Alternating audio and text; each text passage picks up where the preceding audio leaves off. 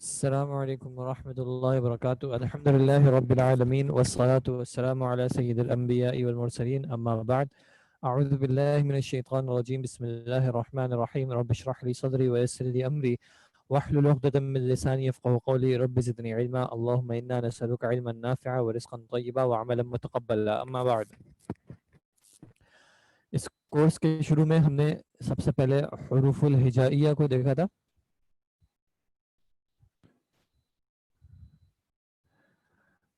اس کے بعد ہم آئے تھے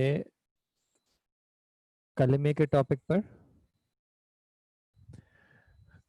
کلمے کی ہم نے 3 قسمیں دیکھی تھی: اسم، فعل اور حرف. پھر ہم نے اسم کی تھوڑی سی ڈیٹیل ڈسکس کی تھی 4 ایسپیکٹ سے: وسعت، جنس، عدد اور اعراب.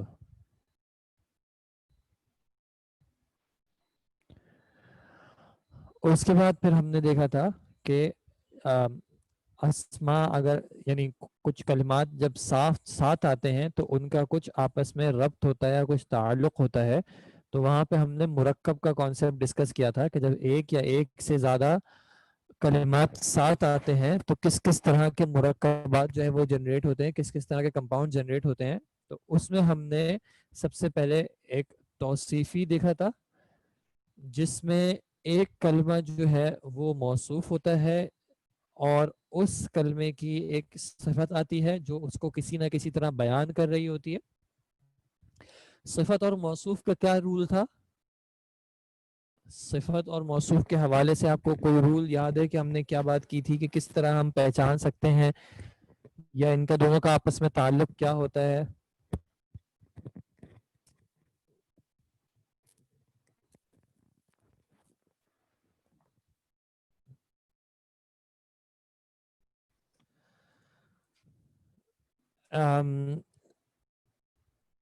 یہ جو رول تھا وہ رول یہ تھا کہ صفت جو ہے وہ موصوف کے تابع ہوتی ہے، موصوف کو فالو کرتی ہے.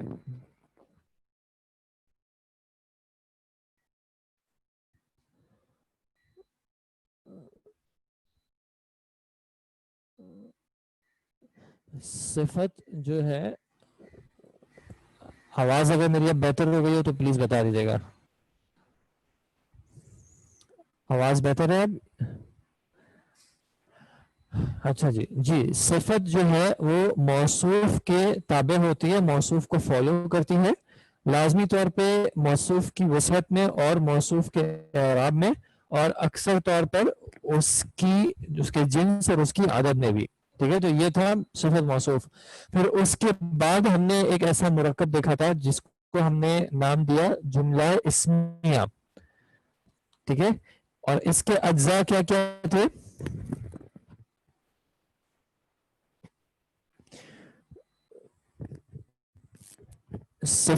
جملہ اسمیہ کے جو اجزاء تھے وہ تھے مبتدا اور خبر.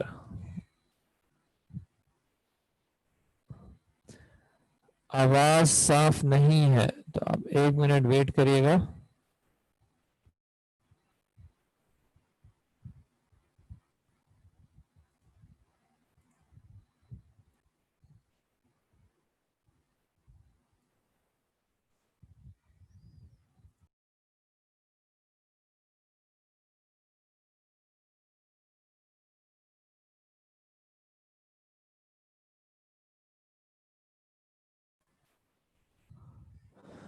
اچھا جی، تو ہم نے ڈسکس کیا تھا کہ جملہ اسمیہ کے 2 اجزاء ہوتے ہیں: مبتدا اور خبر.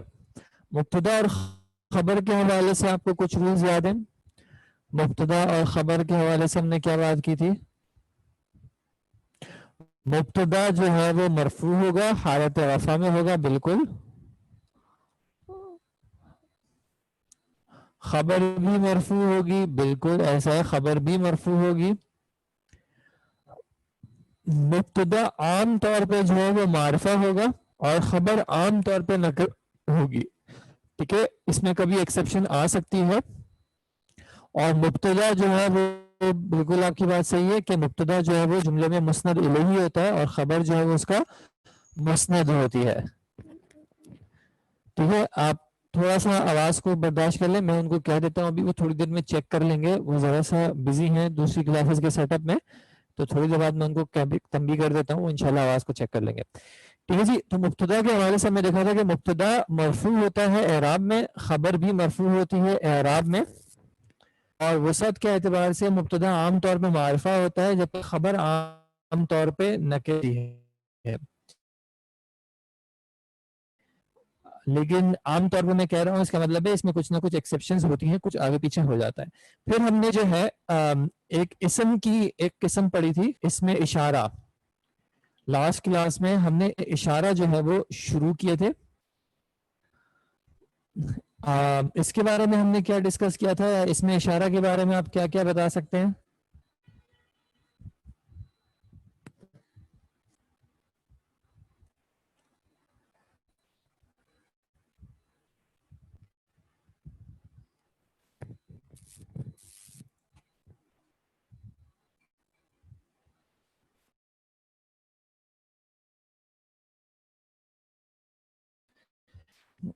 جی, اس میں اشارہ قریب کے لیے بھی ہوتے ہیں,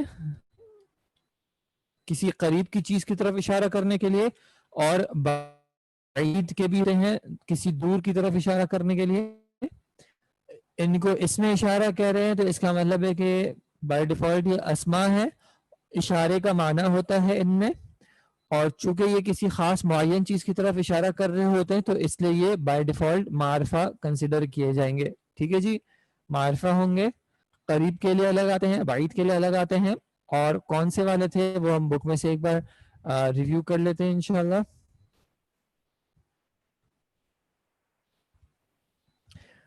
صفت موصوف کا ہم نے ریوائز کر لیا, جملے کا لکھ لیا.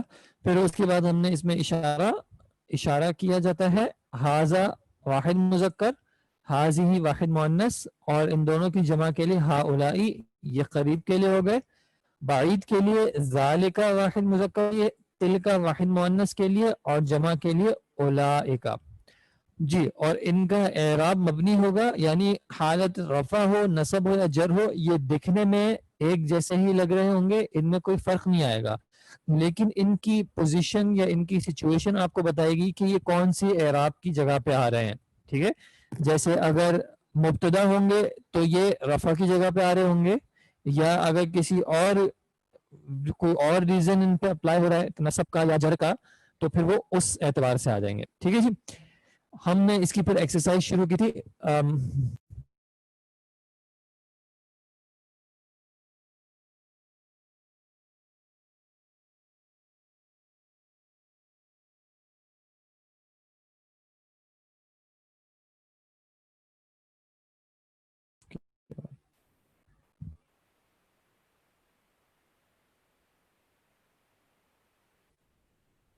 پہلے جیسی ہے.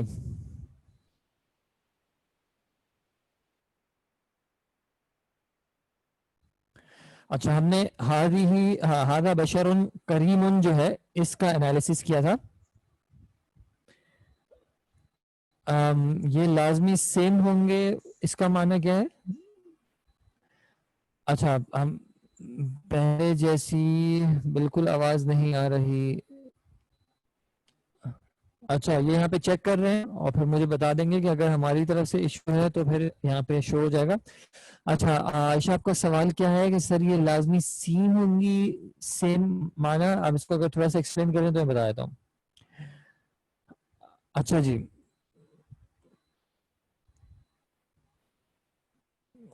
ہاذا بشر کریم کو ہم نے دیکھا تھا سیم ہوں گے اسماء اشارہ. یہ جو ہم نے ڈسکس کیے ہیں فی الحال ہم انہی کو دیکھیں گے, اس کے علاوہ کچھ اور بھی ہوتے ہیں لیکن فی الحال یہ اسی طرح رہیں گے. ہاذا بشر کریم کو ہم نے جو ہے جتنا مجھے یاد آ رہا ہے ہم نے لاسٹ ٹائم انالیسس کیا تھا ہاذا بشر کریم. ٹھیک ہے, اور پھر اس میں ہم نے دیکھا تھا کہ ہاذا جو ہے وہ ہو جائے گا ہمارا مبتدا, اور بشر ہماری خبر. ٹھیک ہے جی, اشارے کے لیے یوز ہونے والے یہ ورڈز ہیں اگر کسی واحد مذکر کی طرف اشارہ کرنا ہو تو ہم استعمال کریں گے ہاذا، اور اگر واحد مؤنث کی طرف اشارہ کرنا ہوگا تو ہم کہیں گے حاذی، اور اگر جمع کی طرف اشارہ کرنا ہوگا تو چاہے مذکر ہو یا مؤنث ہو ان دونوں کے لیے ہم کہیں گے ہا اولائی. جیسے ہم کہہ سکتے ہیں ہا اولائی، اب چلیں ایک کہہ دیتے ہیں ہاذا مسلمن، یہ ایک مسلمان مرد ہے. ہاذی مسلمتن، یہ ایک مسلمان عورت ہے. اور ہا اولائی میں ہم کہہ سکتے ہیں ہا اولائی مسلمون، کہ یہ تمام جو ہے مسلمان مرد ہیں، یا پھر ہا اولائی مسلماتن، یہ تمام مسلمان عورتیں ہیں. اب یہ انشاءاللہ اس ایکسرسائز میں پریکٹس ہوگی تو آپ کو کلیئر ہو جائے گا. اچھا جی، یہاں پہ ہم نے دیکھا ہاذا بشرun کریمن، تو ہم نے دیکھا ہاذا جو ہے وہ مبتدا ہو گیا، اس سے ابتدا ہو رہی ہے جملے کی. اور کس طرح پتا چلا کہ یہ مبتدا بن سکتا ہے؟ کیونکہ ہاذا کلمے کی کون سی قسم ہے؟ ہاذا کلمے کی کون سی قسم ہے؟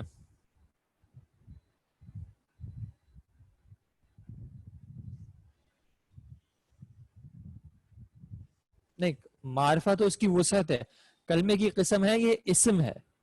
ٹھیک ہے، اسم ہے. کلمے کی 3 اقسام تھی، اسم فعل اور حرف.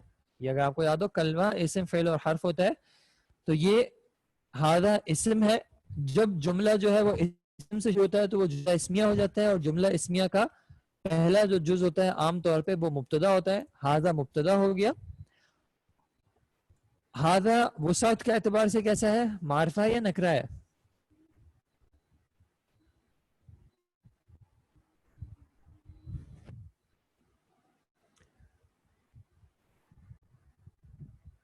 معرفہ ہے، کیونکہ تمام اشارہ ہم نے ڈسکس کیا تھا کہ معرفہ ہوتے ہیں. تو دیکھیں مبتدا ہم نے کہا تھا عام طور پہ معرفہ ہوتا ہے، تو ہاذا معرفہ ہو گیا. اب چونکہ ہاذا مبتدا ہے تو ہاذا کا اعراب کیا ہوگا؟ چونکہ ہاذا مبتدا ہے تو ہاذا کا اعراب کیا ہو جائے گا؟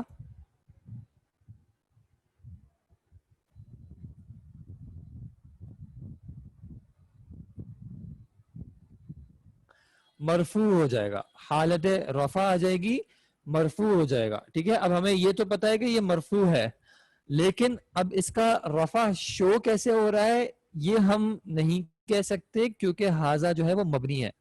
ہاذا کے اندر کوئی ایسی علامت نہیں ہے جو کہ اس کے رفع ہونے پہ دلالت کر رہا ہو. چونکہ یہ مبنی ہے اس وجہ سے ہمیں اس کا اعراب ظاہر نہیں ہوگا. لیکن چونکہ ہم نے اس کو ہم نے اس کو مبتدا کے طور پہ رکھا ہے کہ یہ مبتدا آ رہا ہے، اس وجہ سے ہم کہیں گے کہ اس کا اعراب جو ہے وہ مرفوع ہے، رفع میں ہے. ٹھیک ہے جی، میں آپ کو یہ کہہ رہا ہوں کہ اس میں کوئی علامت ایسی نہیں ہے، کھڑا زبر ہو، ضمہ ہو، کسرہ ہو، کچھ بھی ہو، آپ کو اس کو اگنور کرنا ہے. ہاذا چونکہ اسم مبنی ہے اس وجہ سے اس کا اعراب کبھی بھی ظاہر نہیں ہوگا. آپ ہاذا کو دیکھ کے نہیں بتا سکیں گے کہ یہ کون سی اعرابی حالت میں ہے، رفع میں ہے، نصب میں یا جر میں ہے. آپ کو اس کی پوزیشن دیکھ کے بتانا پڑے گا کہ یہ کون سی اعرابی حالت ہوگی. تو چونکہ ہاذا جو ہے اس سینٹنس میں ہاذا بشر کریم میں مبتدا کی جگہ پہ آ رہا ہے، تو اس وجہ سے ہاذا کا اشارہ ہم کہہ رہے ہیں کہ یہ مرفوع ہے. مبنی وہ اسما ہوتے ہیں جن کو عرب نے ان کی اعرابی حالت میں کبھی تبدیلی نہیں کی. ٹھیک ہے، ایز اے کیٹیگری اسماء اشارہ جو ہیں وہ مبنی ہوتے ہیں، حالت رفع میں بھی ہاذا ہوتے ہیں، حالت نصب میں بھی ہاذا ہوگا، حالت جر میں بھی ہاذا ہوگا. اور حاذی ہی جو ہے وہ حالت رفع میں بھی حاذی ہی ہوگا، حالت نصب میں بھی حاذی ہی ہوگا، حالت جر میں بھی حاذی ہی ہوگا. ہا اولائی جو ہے وہ حالت رفع میں بھی ہا اولائی ہوگا، نصب میں بھی ہا اولائی ہوگا، اور جر میں بھی ہا اولائی ہوگا. ایسے اسما کو کہتے ہیں مبنی ہوتے ہیں، جو بائی کیٹیگری عرب نے ان کو کبھی چینج نہیں کیا ہے ان کی اعرابی حالت کو، تو یہ کہلاتے ہیں مبنی اسما. ٹھیک ہے، تو چونکہ ہاذا مبنی ہے اس کی اعرابی حالت کبھی چینج نہیں ہوگی، ظاہر نہیں ہوگی، اس وجہ سے ہم اس کا دیکھ کے اعراب نہیں بتا سکتے. ہم نے اس کا اعراب کس طرح بتایا؟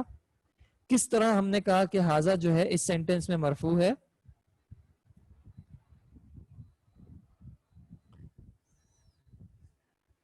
کیونکہ یہ مبتدا ہے. ٹھیک ہے، کیونکہ یہ مبتدا ہے اس وجہ سے یہ مرفوع ہے. ہاذا ہو گیا مبتدا، مرفوع اور معرفہ، اور بشرون ہو گئی اس کی خبر. وہ سب کیا ہو جائے گی بشرون کی؟ نکرہ ہو گئی. اور اس کا اعراب کیا ہو جائے گا؟ مرفوع ہو جائے گا کیونکہ یہ خبر ہے. ٹھیک ہے، اب ہمارے پاس آ گیا کریم. اب کریم سینٹینس میں کیا بنے گا؟ اب ہم دیکھتے ہیں کہ کریم بھی وسعت کے اعتبار سے معرفہ ہے اور اعراب کے حوالے سے مرفوع ہے، تو ہم نے اس کا تعلق بنایا کریم ان کا بشر ان کے ساتھ. اور وہ کیا تعلق بنایا کہ کریم ان جو ہے وہ بشر ان کی صفت ہو گئی. ٹھیک ہے، کریم ان بشر ان کی صفت ہو گئی. تو یہ بشر ان جو تھا یہ خبر تو ہے لیکن یہ ساتھ موصوف بھی ہے. ٹھیک ہے، تو ہادہ بشر کریم کا ترجمہ آپ دیکھ رہے ہیں، یہ ایک کرم کرنے والا شخص ہے.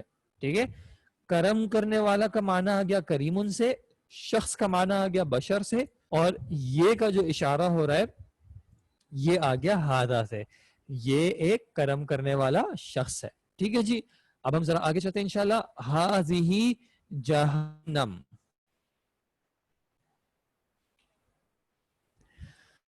اس کا ترجمہ کیا ہو جائے گا؟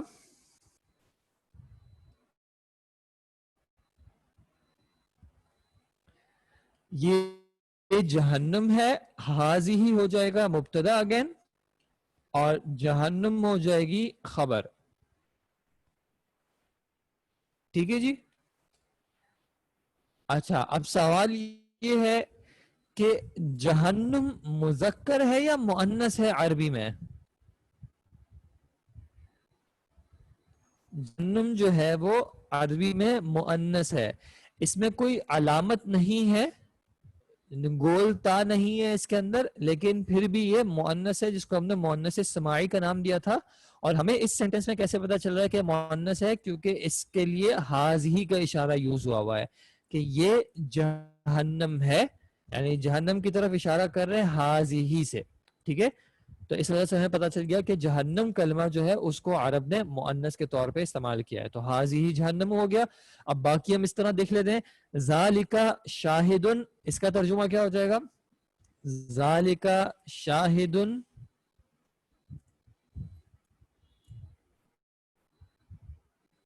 ذالکا کا معنی کیا ہو جائے گا؟ ذالکا اشارہ ہے کے لیے ہیں کہ وہ شاہد ہے، یعنی اگر آپ شاہد نام کے طور پہ لینا چاہ رہے ہیں تو بھی آپ کر سکتے ہیں کہ وہ شخص جو ہے اس کا نام شاہد ہے. اگر آپ شاہد کے لغوی معنی پہ جاتے ہیں تو شاہد کا مطلب ہوتا ہے گواہی دینے والا یا گواہ، تو آپ یہ بھی کہہ سکتے ہیں کہ وہ گواہی دینے والا ہے، یعنی کہ وہ گواہ ہے، ہی از اے وٹنس. یا پھر اگر آپ شاہد کو ایک نام کے طور پہ رکھنا چاہ رہے ہیں تو آپ یہ بھی کہہ سکتے ہیں that is Shahid. Okay. Number 4، تلک امۃ وسط،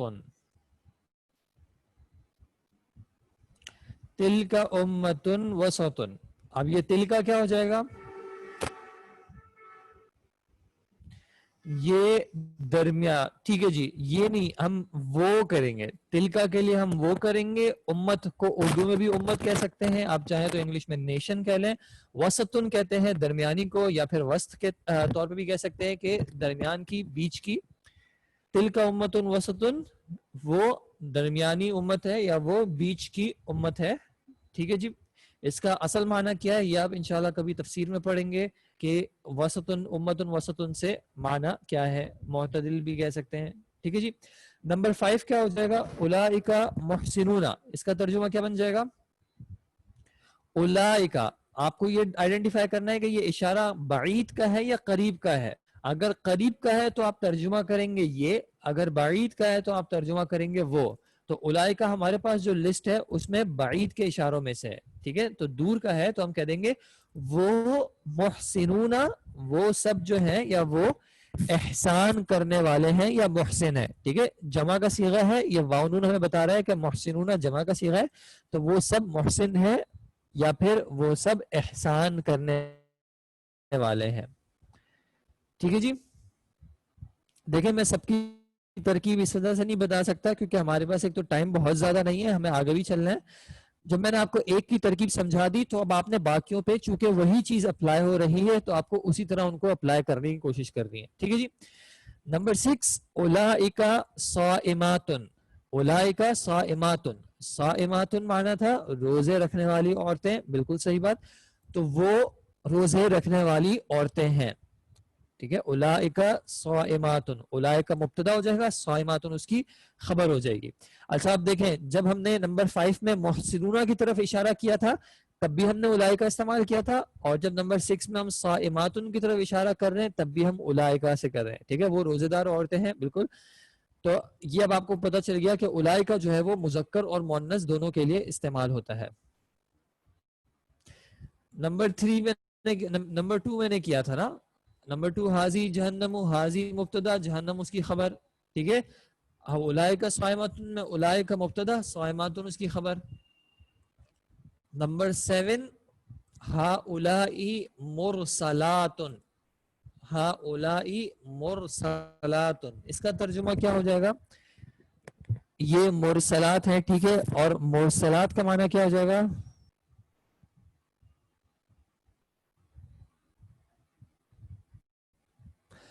ٹھیک ہے جی, ویسے اس کا لغوی معنی جو ہوتا ہے یعنی لنگوسٹک جو معنی ہے مرسلاتن, وہ معنی ہوگا جن کو بھیجا گیا ہو. ٹھیک ہے, جن کو بھیجا گیا ہو یا جن کو پیغام کے ساتھ بھیجا گیا ہو یعنی میسنجر کے طور پہ. ورنہ قرآن میں سورہ مرسلات جو ہے وہاں پہ اللہ تعالیٰ نے ہوا کے لیے بھی جو ہے یہ کلمہ استعمال کیا ہے. تو آپ جس طرح بھی اس کا ترجمہ کرنا چاہیں آپ کر سکتے ہیں. پیغام بھیجنے والے یا جن کو بھیجا گیا ہو, جن کو پیغام کے ساتھ بھیجا گیا ہو. ٹھیک ہے, جو میسنجر ہوتے ہیں نا, میسنجر یعنی میسنجر سے مراد یہاں پہ ہمارا نبی والے کانٹیکس میں یا رسول والے کانٹیکس میں نہیں ہے, لغوی اعتبار سے ہے کہ آپ نے مثال کے طور پہ کچھ عورتوں کو یا کچھ لڑکیوں کو کہا کہ یہ میسج جو ہے میرا آگے پہنچا دیں یا یہ پیغام کسی اور تک پہنچا دیں, تو اس معنی میں ہو جائے گا یہ مرسلاتن. یا پھر جی فرشتوں کے لیے بھی ایک تفسیر میں مرسلات فرشتوں کے لیے بھی جو ہے اس سے مراد ہے. جی مرسلات کا کلمہ ہم آپ بتائیں مذکر ہے یا مؤنث ہے؟ مرسلات کا کلمہ مذکر ہے یا مؤنث ہے؟ مؤنث ہے. کیسے پتا چلا مؤنث ہے؟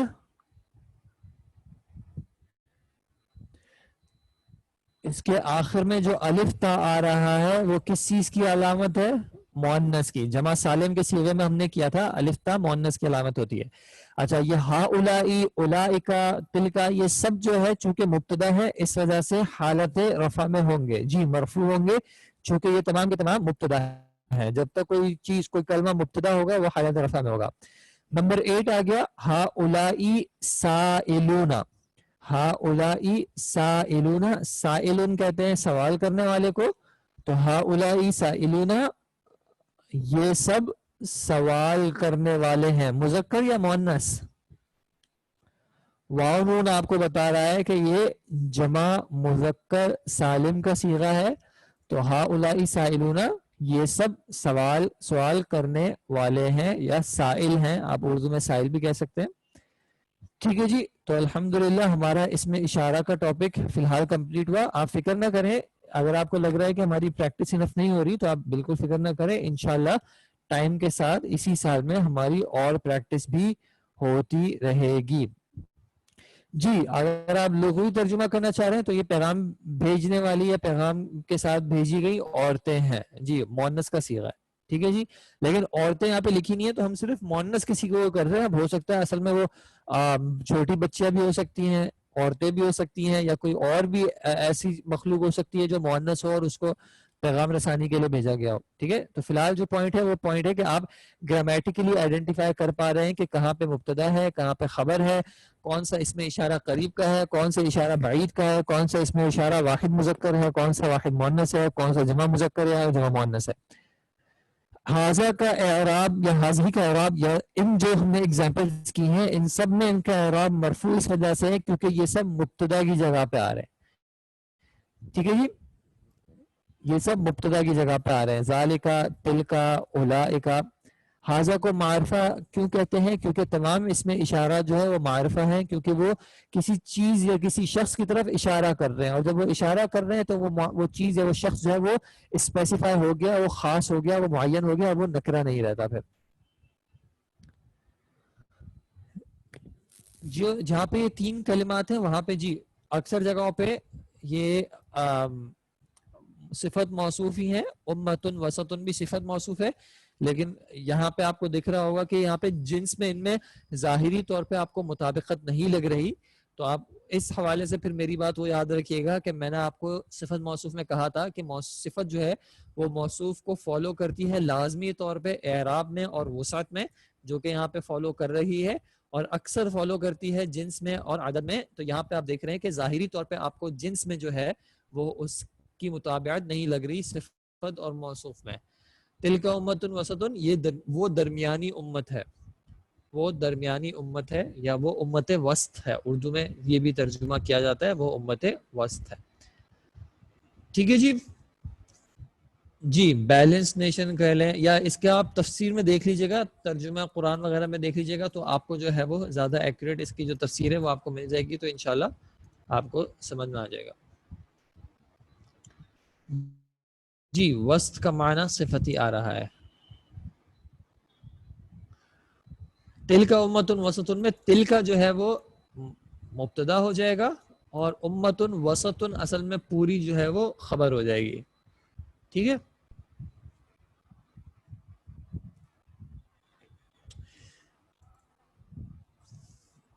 جی امتن کا کلمہ جو ہے وہ آپ دیکھیں کچھ ڈیٹیل ہوتی ہیں جو میں کلاس میں جان بوجھ کے اس میں نہیں جا رہا، اس وجہ سے پھر اب میں اس میں نہیں جا رہا. امتن کا کلمہ لنگوسٹکلی تو مؤنث کے لیے لگ رہا ہے، لیکن اس کی دلالت مذکر کے لیے بھی ہوتی ہے، اور اس وجہ سے وسطن کا کلمہ جو ہے وہاں پہ آپ دیکھ رہے ہیں مؤنث، لیکن اس ٹاپک کی ڈیٹیل میں فی الحال ہم نہیں جا رہے. ٹھیک ہے جی. سائلون کے معنی ہوتے ہیں مانگنے والے. سائلون کہتے ہیں سوال کرنے والا یا مانگنے والا. نمبر 2 کا میننگ تھا حاضی جہنم، یہ جہنم ہے. جی امتن وسطن صفت موصوف ہے.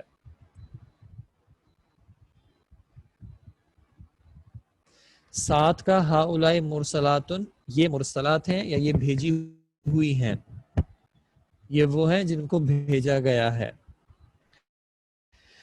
ٹھیک ہے. اب آپ 2 سے 3 منٹ کا بریک کریں انشاءاللہ، اس کے بعد ہم نے نیا ٹاپک شروع کرنا ہے مرکب اضافی کا، تو وہ انشاءاللہ ہم 3 منٹ کے بعد کرتے ہیں. اوکے جی.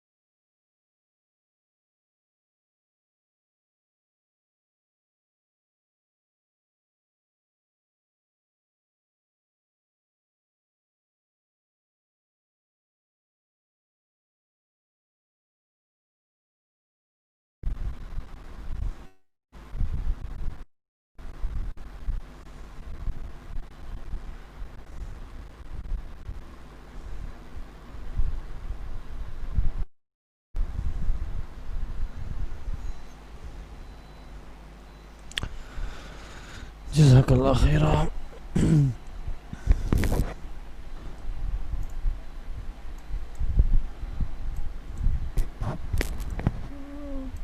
السلام علیکم ورحمۃ اللہ. اچھا جی، تو آج جو ہمارا ٹاپک ہے انشاءاللہ وہ ہمارا ٹاپک ہے مرکب اضافی. ٹھیک ہے، مرکب کا کلمہ آپ جانتے ہیں، کمپاؤنڈ کو کہتے ہیں جب ایک یا ایک سے زیادہ کلمات مل جاتے ہیں تو یہ ہمارا مرکب بن جاتا ہے. اضافی، اضافی کا ویسے معنی آپ کے ذہن میں کیا آتا ہے؟ اضافی سے مراد کیا ہوتی ہے؟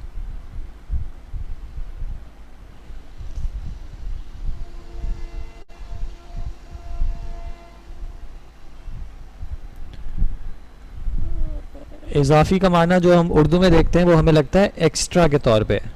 ٹھیک ہے، تو میں یہ بات صرف اس لیے پوائنٹ آؤٹ کرانی ہے کیونکہ آپ نے کنفیوز نہیں ہونا ہے. یہاں پہ اضافی سے مراد ایڈیشنل، ایکسٹرا، زائد کا نہیں ہے. یہاں پہ اضافی سے مراد جو ہے وہ عربی کا کلمہ اضافت ہے. اضافتن کہتے ہیں کسی چیز کی ایک طریقے سے نسبت کر دینا. ٹھیک ہے، نسبت کر دینا، یا انگلش میں اگر ہم کہیں تو ایسوسیشن ہو سکتا ہے. کسی چیز کی نسبت یا ایسوسیشن کر دینا کسی دوسرے کی طرف. ٹھیک ہے، کسی اسم کی نسبت کر دینا کسی دوسرے اسم کی طرف. جیسے اگر میں کہوں،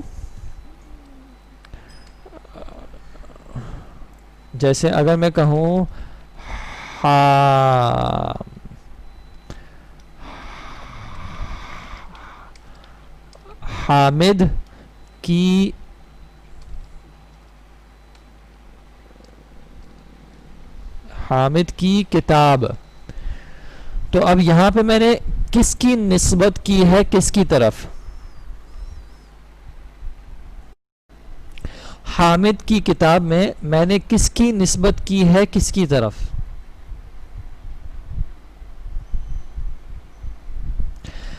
میں نے کتاب کی نسبت کی ہے حامد کی طرف. بالکل آپ نے صحیح بتایا، کتاب کی نسبت کی ہے حامد کی طرف. اور اس کو انگلش میں کس طرح لکھتے ہیں؟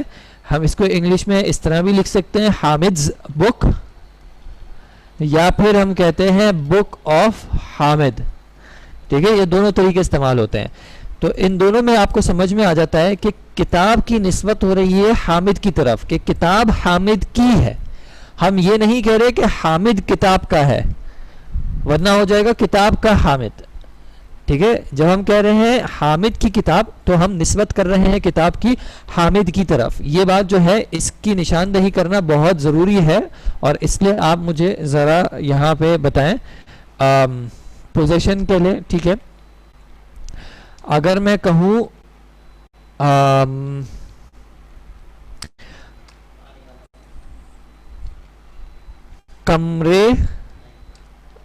کمرے کا دروازہ، اب یہ میں نے عربی کی بورڈ میں لکھا ہے اس وجہ سے میرے پاس وہ یا نہیں ہے، لیکن آپ مجھے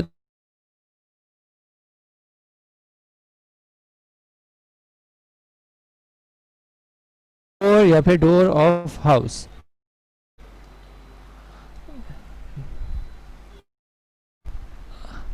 تو اب آپ مجھے بتائیں یہاں پہ نسبت کس کی ہو رہی ہے؟ اچھا کرنا پڑے گا یہاں پہ، منٹ میں انشاءاللہ ریزالو ہو جائے گا. تو ہم 2 منٹ کا پاز کر رہے ہیں، جیسے ہی کنٹینیو ہو جائے گا میں سٹارٹ کر دوں گا.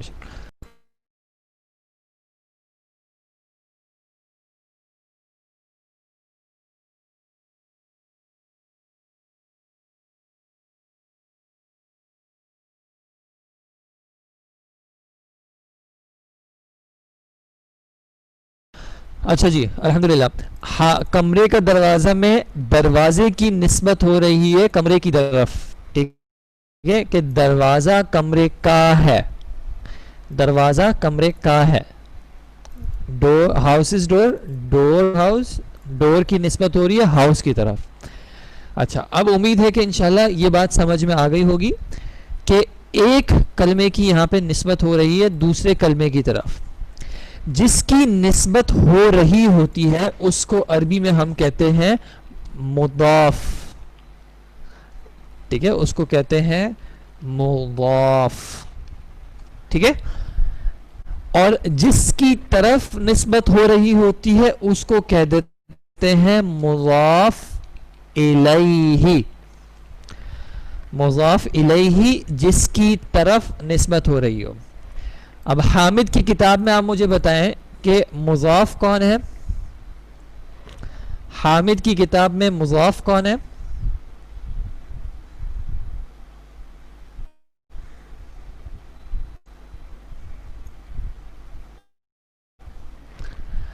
حامد کی کتاب مضاف کون ہے اس میں؟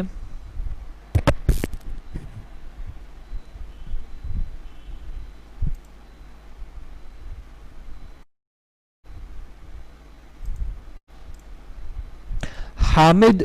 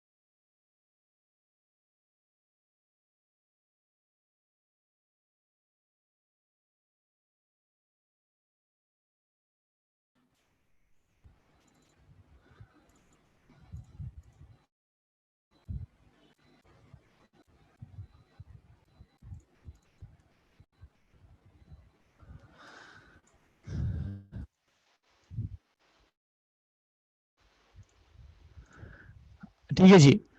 اور اگر ہم کمرے کا دروازہ میں دیکھیں تو مضاف کون ہو جائے گا؟ دروازہ جو ہے وہ مضاف ہو جائے گا اور کمرہ جو ہے وہ مضاف الیہ ہو جائے گا. بالکل صحیح، بارک اللہ فیکم. اچھا، اب اگر آپ کو یاد ہو جب ہم نے جملہ اسمیہ کیا تھا، مبتدا خبر کیا تھا، تو مثال کے طور پہ ہم نے کہا تھا کہ یہ کتاب ہے، اور پھر میں نے آپ کو بتایا تھا کہ عربی میں یہ ہے کا کلمہ نہیں ہے، لیکن یہ ہے کا معنی دیکھنے کے لیے انہوں نے ساتھ، تو وہ ہے کا معنی آٹومیٹکلی آ گیا. تو اسی طرح یہ جو کی کا کلمہ ہے، یا یہ جو بک آف حامد میں آف ہے، یا یہ جو اپوسٹرافی ایس ہے، یہ ورڈ عربی میں نہیں ہے، لیکن یہ معنی دینے کے لیے کیا کیا جاتا ہے وہ اب ہم دیکھتے ہیں. وہ معنی دینے کے لیے کیا کیا جاتا ہے وہ اب آپ کو یاد رکھنا ہے. کیا کیا جاتا ہے؟ مضاف کو خفیف رکھا جاتا ہے. خفیف کا معنی کیا ہوتا ہے؟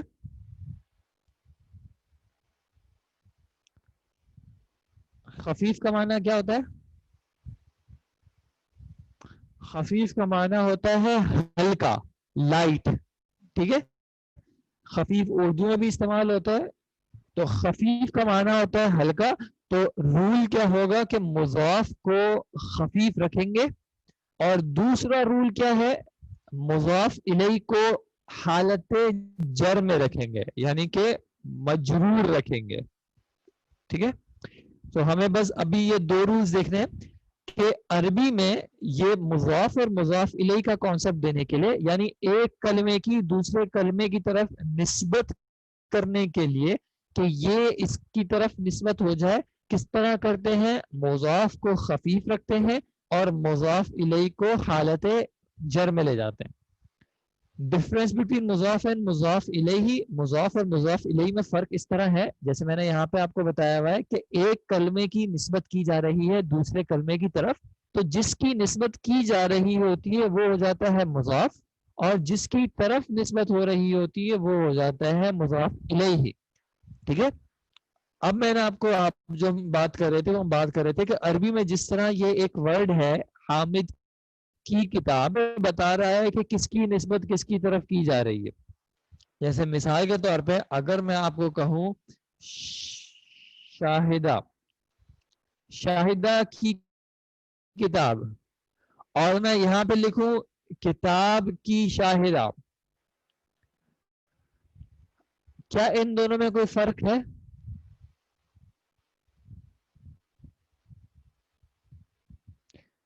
کی سے پہلے اگر کلمے کو ذکر کریں یا کی کے بعد کلمے کو ذکر کریں تو اس سے پورا فرق ہو جاتا ہے کہ کس کی نسبت کس کی طرف ہو رہی ہے. شاہدہ کی کتاب میں کتاب کی نسبت ہو رہی ہے شاہدہ کی طرف، جبکہ کتاب کی شاہدہ میں شاہدہ کی نسبت ہو رہی ہے کتاب کی طرف. ٹھیک ہے، تو ہمیں یہ سمجھنا کہ کون سی یہ کس کی نسبت کس کی طرف ہو رہی ہے.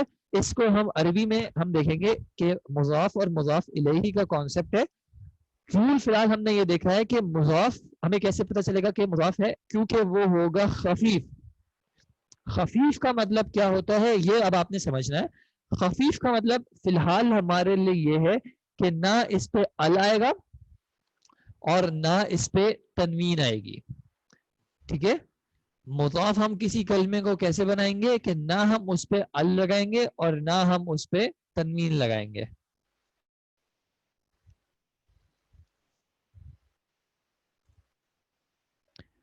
اور مضاف الیہ کا رول سمپل ہے کہ ہم اس کو رکھیں گے حالت جر میں. ٹھیک ہے جی، مضاف اور مضاف الیہ کا ٹاپک اسم کی بات ہے کیونکہ مضاف بھی اسم ہوگا مضاف الیہ بھی اسم ہوگا. ٹھیک ہے، اب میں ان دونوں کی ذرا آپ کو مثال دیتا ہوں. ٹھیک ہے، ہمارے پاس حامد کی کتاب میں دو کلمات ہیں. ایک کلمہ ہے یا تو ہم اس کو کہیں گے کتابن، یا پھر ہم اس کو کہہ دیں گے الکتابو. ٹھیک ہے، یا تو ہم کتابن کہہ لیں اگر ہمیں نکرہ رکھنا ہے، یا پھر ہم اس کو الکتابو کہہ لیں اگر ہم اس کو معرفہ رکھنا ہے. تو ایک کلمہ ہو گیا کتاب، دوسرا کلمہ ہو گیا حامدن. کیا حامدن چونکہ ایک شخص کا نام ہے تو اس لیے کیا مجھے اس کو ال لگانے کی ضرورت ہے؟ حامدن کیونکہ کسی شخص کا نام ہے تو یہ آلریڈی معرفہ ہے، اس میں علم ہے تو اس کو ال لگانے کی ضرورت نہیں ہے. تو اب میرے پاس آ گیا کتابن اور حامدن. اچھا اب آپ پہلے مجھے بتائیں کہ کس کی نسبت کریں ہم کس کی طرف؟ حامد کی کتاب میں کس کی نسبت کر رہے ہیں ہم؟ کتاب کی نسبت کر رہے ہیں. تو چونکہ ہم کتاب کی نسبت کر رہے ہیں اس لیے کتاب ہو گیا ہمارا مضاف، اور حامدن کی طرف چونکہ نسبت ہو رہی ہے اس لیے حامد ہمارا کیا ہو جائے گا؟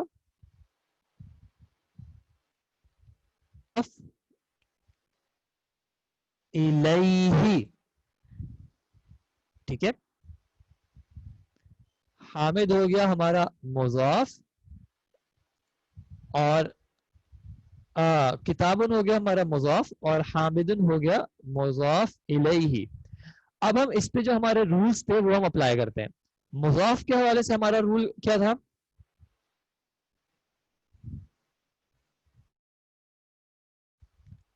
کتاب جو ہے وہ مضاف ہے جیسے یہاں پہ لکھا ہوا ہے، اور حامدن جو ہے وہ مضاف الیہ ہے. ٹھیک ہے، مضاف کے حوالے سے ہمارا رول تھا کہ مضاف کو ہم کر دیں گے خفیف، اور خفیف کا میں نے آپ کو معنی کہا کہ نہ اس پہ ال لگائیں گے نہ اس پہ تنوین لگائیں گے.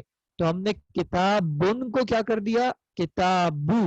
یا تو ہم یہ کر دیں یا پھر ہم الکتابو سے ال ہٹا دیں تو ہمارے پاس آ جائے گا کتابو.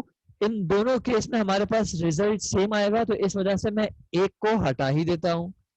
تو کتابو ہمارا ہو گیا مضاف، خفیف ہے، نہ اس پہ ال آ رہا ہے اور نہ اس پہ تنوین آ رہی ہے. ٹھیک ہے، اور مضاف الیہ کا ہمارا رول کیا تھا؟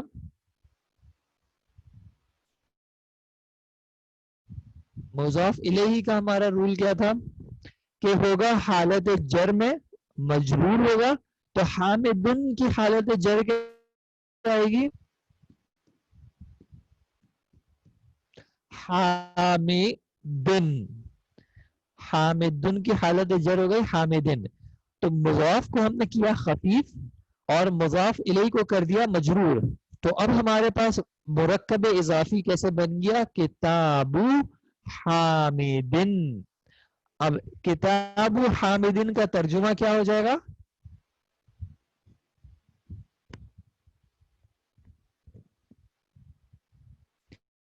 حامد کی کتاب. یہ ہمیں کیسے پتا چلا حامد کی کتاب ہے؟ کیونکہ ہم نے ایک کلمے کو دیکھا اس پہ نہ ال ہے نہ تنوین ہے، تو یہ ہو گیا ہمارا پاسبل مضاف. اور مضاف کو لازمی طور پہ کیا چاہیے ہوگا؟ مضاف الیہ چاہیے ہوگا. تو دوسرا کلمہ حالت جر میں ہمیں مضاف الیہ مل رہا ہے، تو اس وجہ سے ہم نے ان دو کلمات کو کہہ دیا کہ ان دو کلمات کا آپس میں مضاف اور مضاف الیہ کا تعلق ہے. کتاب بن اس وجہ سے ہی ہوگا کیونکہ مضاف کے بارے میں نے آپ کو کہا کہ مضاف جو ہے وہ خفیف ہوگا، اور خفیف کا معنی ہے کہ نہ اس پہ ال آئے گا اور نہ اس پہ تنوین آئے گی. تو اس وجہ سے کتاب بن کا میں نے تنوین ہٹا دیا، یا اگر الکتاب کہیں تو ال ہٹا دیا، اور یہ ہمارے پاس مضاف ہو گیا خفیف. ٹھیک ہے. اب مجھے کہنا ہے مثال کے طور پہ، نہیں یہ مسند اور مسند الیہ کا کانسیپٹ نہیں ہے، وہ جملے میں ہوتا ہے. مرکب اضافی جو ہے یہ جملہ کامل نہیں ہے، یہ مرکب ناقص رہے گا. ٹھیک ہے. حامد کی کتاب، اب یہ دیکھیں جملہ کمپلیٹ نہیں ہے نا. حامد کی کتاب یہ جملہ کمپلیٹ نہیں ہے. حامد کی کتاب کا کیا کروں؟ حامد کی کتاب ڈیسک پہ پڑی ہے، حامد کی کتاب مجھ سے گم گئی، حامد کی کتاب خراب ہو گئی، تب جملہ کمپلیٹ ہوگا. تو حامد کی کتاب اس میں ہے کا ترجمہ بھی نہیں آ رہا. حامد کی کتاب بس. حامد کی کتاب ہے کا مطلب ہوتا ہے ہم کچھ کہیں کہ یہ حامد کی کتاب ہے، یا وہ حامد کی کتاب ہے، یا میرے پاس حامد کی کتاب ہے، یا بیگ میں حامد کی کتاب ہے. لیکن فی الحال ہم صرف یہاں پہ کہہ رہے ہیں حامد کی کتاب. ٹھیک ہے جی. اچھا اب ہم ایک دوسرا فریز دیکھتے ہیں، اور ہم دیکھتے ہیں قیامت کا دن. قیامت کا دن. اب آپ مجھے بتائیں قیامت کے دن میں کس کی نسبت کی جا رہی ہے کس کی طرف؟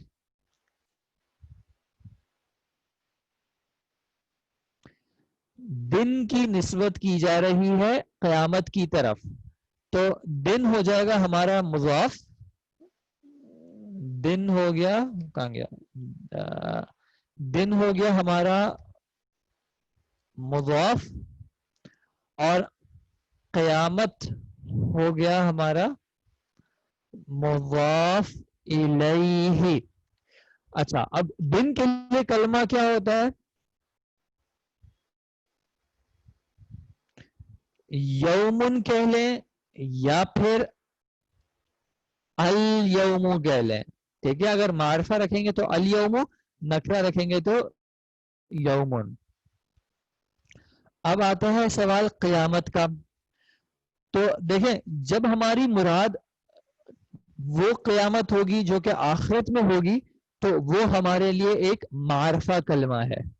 ٹھیک ہے جی. کیوں معرفہ کلمہ ہے؟ کیونکہ قیامت کا جو لغوی معنی ہے وہ قائم ہونے سے ہے. تو لغوی معنی میں قیامت جو ہے وہ ایک نہیں ہے، وہ دوسری بھی ہو سکتی ہے. جیسے اللہ کے نبی صلی اللہ علیہ وسلم نے کہا کہ ایک شخص کی قیامت تو اس کے مرنے سے قائم ہو جاتی ہے. ٹھیک ہے. تو وہ بھی ایک شخص کی قیامت ہے. یا قیامت لغت میں جو ہے وہ ایک آفت کو بھی کہہ سکتے ہیں کہ بہت کوئی مشکل ٹائم آتا ہے تو انسان کہتا ہے کہ قیامت آ گئی ہے. ٹھیک ہے. لیکن جب ہم روز محشر آخرت کی بات کر رہے ہیں تو اس کو چونکہ ہم ایک خاص دن مقرر کر رہے ہیں تو وہ ہو گیا معرفہ القیامہ. ٹھیک ہے. اب دیکھیں یومن ہو گیا ہمارے پاس دن مضاف، اور القیامہ ہو گیا ہمارے پاس مضاف الیہ. اب ہم رولز اپلائی کریں. مضاف کا ہمارے پاس کیا رول تھا کہ مضاف کیسا ہوتا ہے؟ خفیف ہوتا ہے. تو یومن کو خفیف کرنے کے لیے کیا معنی ہے کہ یا اس کا میں کر دوں تنوین ختم، یومن سے ہو گیا یا یومو، اور یا پھر الیوم سے میں اس کا ال ہٹا دوں تو یہ الیوم سے ہو گیا یومو. دونوں کیسز میں میرے پاس ریزلٹ سیم ہے، تو میں ایک کو ہٹا دیتا ہوں اور دوسرا رہنے دیتا ہوں یوم. اور مضاف الیہ کا رول کیا تھا؟ مضاف الیہ کا رول کیا تھا کہ وہ ہوگا جر میں یا پھر مجرور. بات ایک ہی ہے. آپ یہ کہہ لیں کہ حالت جر میں ہے یا پھر مجرور ہے. تو القیامتو کو میں مجرور کیسے کروں؟ القیامتی. تو اب میرے پاس مرکب کیا بن گیا؟ یوم القیامتی، یوم القیامتی قیامت کا دن. ٹھیک ہے. اچھا ابھی میں نے ایک بات نہیں کی، میں نے صرف یہ کہا ہے کہ مضاف خفیف ہوتا ہے، یہ ایک رول ہے، اور مضاف الیہ مجرور ہوتا ہے، یہ دوسرا رول ہے. ٹھیک ہے. یہ جو اس کی تخفیف کی بات ہے، یہ اسم کے کس ایسپیکٹ سے اس کا تعلق ہے. جو ہم نے 4 ایسپیکٹ کیے تھے، 4 حوالوں سے اسم کا تجزیہ کیا تھا، جنس، وسعت، عدد اور اعراب. تو خفیف ہونے کا تعلق اس کی وسعت سے ہمیں لگ رہا ہے. ٹھیک ہے، لگ رہا ہے. ٹھیک ہے، فی الحال ہمیں لگ رہا ہے. اور جر ہونا یا مجرور ہونا، یہ کس سے تعلق ہے اس کا؟ اعراب سے. ٹھیک ہے. تو مضاف الیہ پہ ہم نے اعراب کی لمیٹیشن لگائی ہے کہ مضاف الیہ جو ہے وہ حالت جر کے علاوہ کسی اور حالت میں نہیں ہو سکتا. لیکن یہ لمیٹیشن ہم نے مضاف کے ساتھ نہیں لگائی ہے. تو مضاف کسی بھی اعرابی حالت میں ہو سکتا ہے. مضاف جو ہے وہ کسی بھی اعرابی حالت میں ہو سکتا ہے. وہ پھر ڈیپینڈ کرے گا کہ مضاف کس جگہ پہ آ رہا ہے. اگر مضاف مبتدا کے طور پہ آ رہا ہے تو مرفوع ہو جائے گا، خبر کے طور پہ آ رہا ہے تو مرفوع ہو جائے گا، کسی اور جگہ پہ آ رہا ہوگا جہاں پہ اس کو منصوب ہونا ہوگا تو وہ منصوب ہو جائے گا، کسی ایسی جگہ پہ آ رہا ہوگا کہ اس کو مجرور ہونا ہوگا تو وہ مجرور بھی ہو سکتا ہے. فی الحال یہ بات کہہ رہا ہوں کہ مضاف کا اعراب کے حوالے سے رول نہیں ہے. مضاف کا رول یہ ہے کہ مضاف خفیف ہوتا ہے، اور فی الحال ہمارے پاس خفیف ہونے کا مطلب کیا ہے کہ اس پہ ال نہیں آتا اور اس پہ تنوین نہیں آتی. اور مضاف الیہ جو ہے ہمارے پاس، اس کا ہمارے پاس رول کیا ہے کہ مضاف الیہ ہمیشہ حالت جر میں ہوگا بس. تو القیامتی. ٹھیک ہے.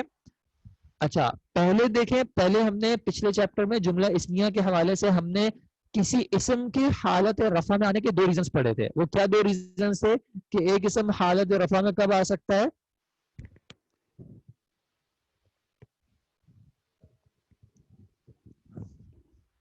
یا وہ مبتدا ہو تو حالت رفع میں آ جائے گا، ایک ریزن ہو گیا. دوسرا ریزن کیا تھا؟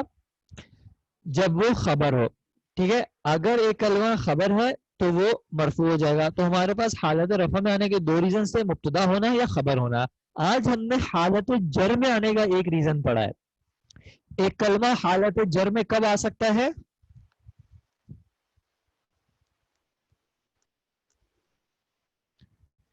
ایک کلمہ حالت جر میں کب آ سکتا ہے؟ بارک اللہ فیکم، جب وہ مضاف الیہ ہو.